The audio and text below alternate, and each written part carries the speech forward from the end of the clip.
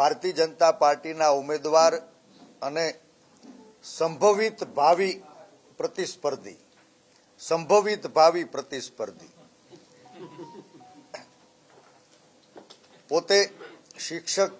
તરીકેની જવાબદારી નિભાવી છે, ખૂબ જ્ઞાની છે, લોકો એવું માને કે સારા વાચક પણ હશે, તો એનાથી હું નથી માનતો કે આવી ભૂલ થાય, અને એ ભૂલ નહીં, ઈરાદાપૂર્વકનું કૃત્ય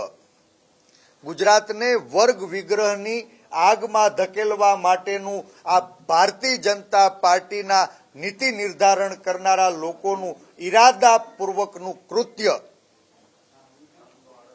એની અમલવારી આ શાંત રાજકોટના આંગણે શું કામે,